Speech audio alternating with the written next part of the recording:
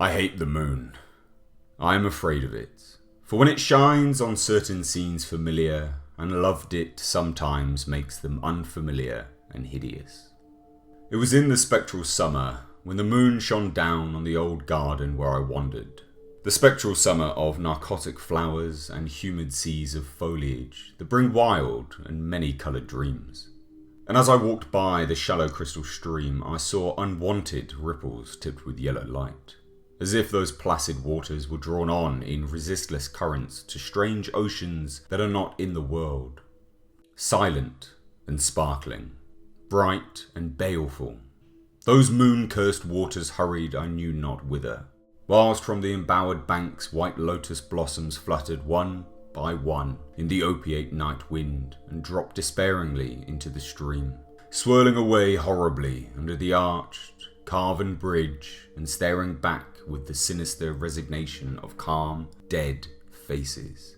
And as I ran along the shore, crushing sleeping flowers with heedless feet, and maddening ever by the fear of unknown things, and the lure of the dead faces, I saw that the garden had no end under that moon.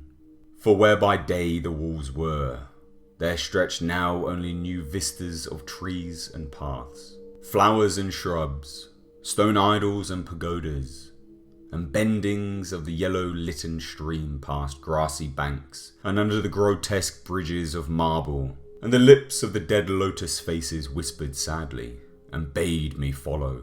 Nor did I cease my steps till the stream became a river, and joined amidst marshes of swaying reeds, and beaches of gleaming sand, the shore of a vast, nameless sea. Upon that sea the hateful moon shone, and over its unvocal waves weird perfumes brooded.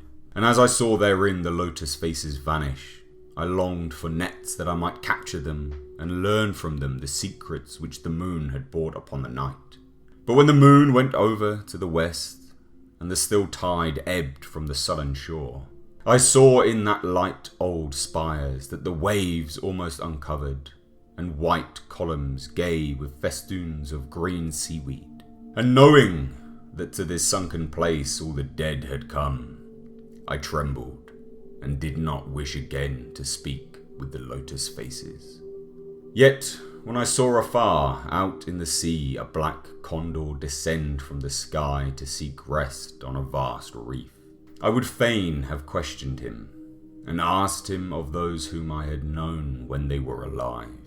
This I would have asked him had he not been so far away, but he was very far, and could not be seen at all when he drew nigh that gigantic reef. So I watched the tide go out under that sinking moon, and saw gleaming the spires, the towers, and the roofs of that dead, dripping city. And as I watched, my nostrils tried to close against the perfume-conquering stench of the world's dead. For truly, in this unplaced and forgotten spot had all the flesh of the churchyards gathered, for puffy sea worms and gnaw and glut upon. Over those horrors the evil moon now hung very low, but the puffy worms of the sea need no moon to feed by. And as I watched the ripples that told of the writhing of worms beneath, I felt a new chill from afar out whither the condor had flown, as if my flesh had caught a horror before my eyes had seen it. Nor had my flesh trembled without cause, for when I raised my eyes I saw that the waters had ebbed very low, shewing much of the vast reef whose rim I had seen before. And when I saw that this reef was but the black basalt crown of a shocking icon, whose monstrous forehead now shone in the dim moonlight, and whose vile hooves must pour the hellish ooze miles below, I shrieked and shrieked, lest the hidden face rise above the waters, and lest the hidden eyes look at me after the slinking away of that leering and treacherous yellow moon. And to escape this relentless thing, I plunged gladly and unhesitatingly into the stinking shallows, where amidst weedy walls and sunken streets fat sea worms feast upon the world's dead. What the Moon Brings, H.P. Lovecraft. Those new to the channel, this is the third audiobook I've released in the Cthulhu mythos. previous being Dagon and Nyarlathotep. I will be working through most, if not all, of the H.P. Lovecraft works and bringing them to you here on my channel.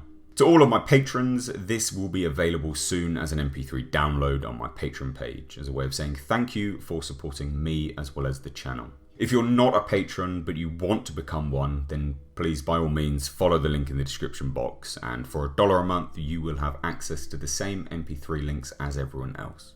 If you have a specific favourite story from H.P. Lovecraft and you want me to cover it next, then comment it down below in the comment section and I'll take it into consideration for next month's audiobook. As always, if you did enjoy this video, then please consider leaving a like and subscribing to the channel for more Cthulhu Mythos in the future. I've been Mr. H, and until next time, I'll catch you in the comment section.